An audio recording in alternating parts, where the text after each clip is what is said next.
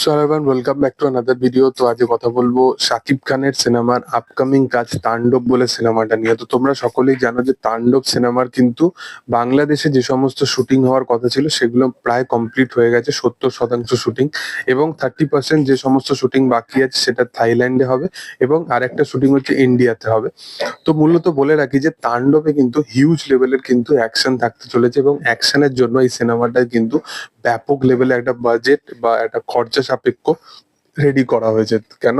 মূলত তোমরা জানো যে তাণ্ডব একটা অ্যাকশন ধর্মীয় সিনেমা এবং সিনেমাটার মধ্যে অনেক কিছু কিন্তু ফ্লজ আছে, সিনেমার মধ্যে অনেক কিছু কিন্তু তারা স্টোরি ওটাকে বিল্ড আপ দেবে এবং অলরেডি শাকিব খানের যেরকম যেরকম লুক গুলো ভাইরাল হয়েছে সেগুলো দেখে বোঝা যাচ্ছে যে শুধুমাত্র অ্যাকশনেই নয়, সিনেমাটা কিন্তু স্টোরিতেও অনেক কিছু বেটার ডেলিভার করবে। তো সেই রকমই কাইন্ড অফ একটা কাজ হতে চলেছে শাকিব খানের আপকামিং ছবি তাণ্ডব সিনেমা। এবং তাণ্ডব সিনেমার যে সমস্ত অ্যাকশন গুলো আছে, যে সমস্ত অ্যাকশন সদৃশ্যগুলো থাকবে, সেই সমস্ত অ্যাকশন সিকোয়েন্স গুলো কিন্তু প্রচন্ড হাইলি একটা জায়গার মধ্যে কিন্তু শুট করার প্রচেষ্টা করা হয়েছে, যেগুলো স্কেল ওয়াইজ কিন্তু প্রচন্ড লার্জ ইন দ্য লাইফ। যেমন তোমাদেরকে উদাহরণস্বরূপ বলি যে একটা জেলের সিকোয়েন্স আছে, যে জেলের সিকোয়েন্সের মধ্যে কিন্তু আমরা মানে শাকিব খানকে দাঁড়িয়ে থাকতে দেখেছি এবং ব্যাকগ্রাউন্ডে একটা জেল দেখা যাচ্ছে।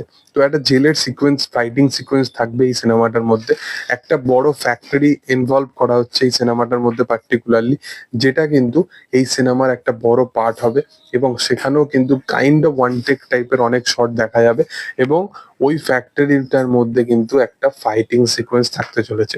তো এইরকম কাইন্ড অফ কিন্তু ভাবনা চিন্তা নেওয়া হয়েছে শাকিব খানের তাণ্ডব সিনেমা নিয়ে এবং প্রচন্ড এবং রিয়েলিস্টিক ভাবে এই জিনিসগুলো করা হবে। দেখো, আমরা জানি যে এতটা পরিশ্রম করে কাজ করা হচ্ছে, এতটা করা হচ্ছে, এবং বাংলাদেশে বা বাংলা ইন্ডাস্ট্রির যে কোনো ইন্ডাস্ট্রির যদি বলো, যতটাই তারা খরচা সাপেক্ষ করুক না কেন, আমরা একটা জিনিস থেকে পিছিয়ে যাই, সেটা হচ্ছে ভিএফএক্স এবং সিজিআই এর ব্যাপার থেকে।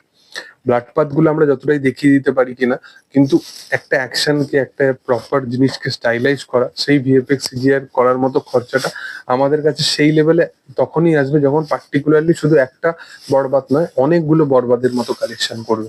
তো সেই জিনিসটা হতে একটু টাইম লাগবে, তবে আমি বলবো যে ওই জিনিসটাকে ভরপাই করার জন্য আমাদের বারবার এবং রিয়েলিস্টিক ভাবে কাজ করতে হয়। এটাই হচ্ছে ব্যাপার। যেমন রঘু ডাকাতি তুমি দেখো, সব থেকে বড় এক্সাম্পল।